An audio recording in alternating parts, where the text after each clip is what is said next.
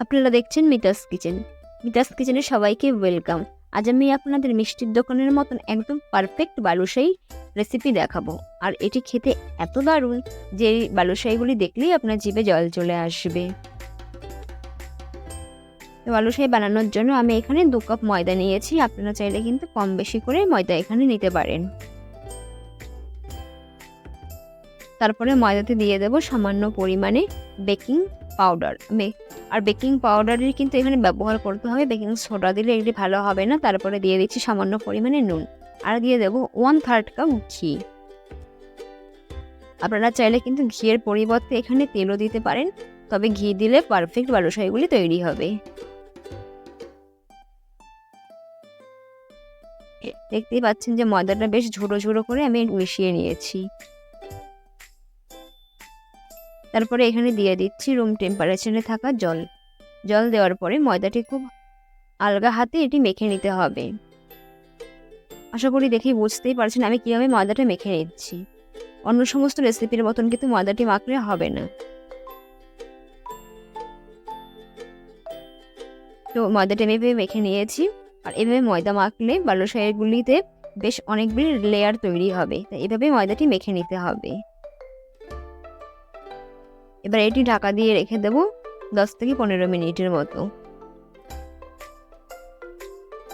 আর ততক্ষণ আমি চিনির শিরা তৈরি করে নেব। তার জন্য আমি এখানে দিয়ে দিচ্ছি 1.5 কাপ চিনি। আর 1.5 কাপ চিনির জন্য আমি এখানে দিয়ে দেব 2 কাপ জল। বা চিনিটা খুব ভালো করে গলিয়ে নেব।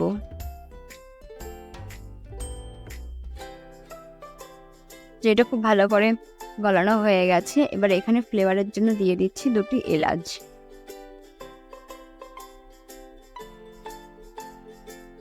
আর চিনির শিরাটি কিন্তু একটা কিংবা দুটো তৈরি করতে হবে না, একটু ঘন করে জাল করে নিলেই হয়ে যাবে। আর এখানে আমি দিয়ে দিচ্ছি ফুড কালার।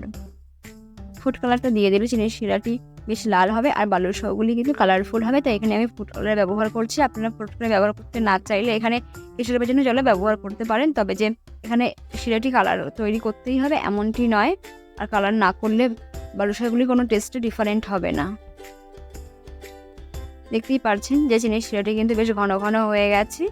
এবার আমি এটি ঢেকে রেখে দেবো। মানে ঢাকা দিয়ে রেখে দিলে শিরাটি গরম থাকবে, তাই ঢেকে রেখে দিচ্ছি। এদিকে ময়দাটাও খুব ভালো মতো সেট হয়ে গেছে।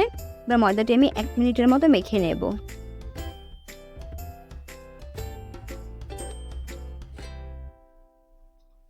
ময়দাটি মেখে নিয়েছি। এখান থেকে ছোট ছোট গোল করে নেব। 2 হাতের সাহায্যে বেশ ভালো করে এটি গোল করে নিলাম। এবার মাঝখানটি ছিদ্র করে নেব।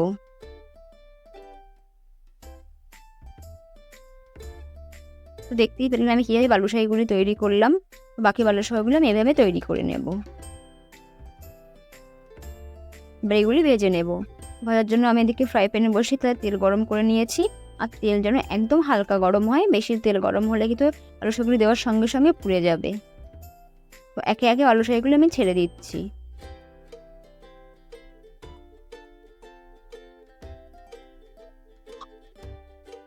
আর গ্যাসের ফ্লেমটা অবশ্যই এই সময় কিন্তু লো করে রাখতে হবে। সমস্ত বালুশাহীগুলি আমি দিয়ে দিয়েছি। আর লো ফ্লেমে এগুলি এক সাইড প্রায় 7 থেকে 8 মিনিটের মতো ভেজে নেব। এক সাইডটা ভেজে নিয়েছি। আর দেখতেই পাচ্ছেন যে বালুশাহীগুলি কিন্তু কতখানি ফুলে উঠেছে।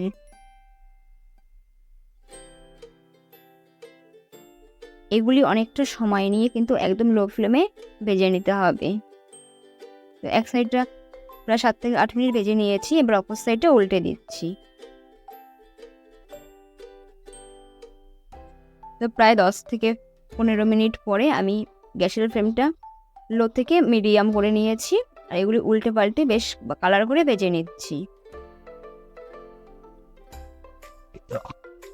সমস্ত বালুশাহীগুলি আমার ভালো মতো ভাজা হয়ে গেছে আর সুন্দর একটি কালার চলে এসেছে। বেশ সবগুলি তুলে নেব।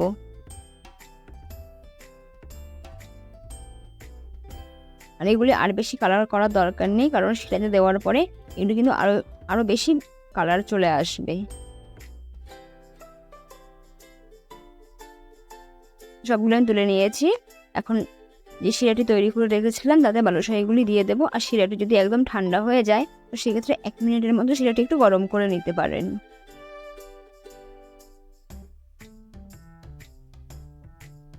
এবার বালুশাহিগুলি উল্টে পাল্টে দিচ্ছি যাতে খুব ভালো মতো রসটা রসের সঙ্গে মিশে যায়। এবার ঢাকা দিয়ে রেখে দেবো 10 থেকে 15 মিনিটের মতো। রেসিপিটি আপনাদের কেমন লাগলো যে অবশ্যই আমায় কমেন্ট করে জানাতে পারেন। আর এত দারুণ একটি রেসিপি বাড়িতে অবশ্যই ট্রাই করবেন। আমি আপনাদের একটা ভেঙে দেখাচ্ছি, দেখুন ওপরটা কতটা ক্রিস্পি আর ভেতরটা একদম কিন্তু রসালো।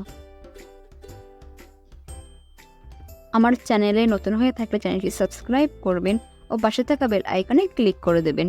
সবাই ভালো থাকবেন, সুস্থ থাকবেন। ধন্যবাদ। দেখা হচ্ছে পরবর্তী কোনো নতুন রেসিপিতে।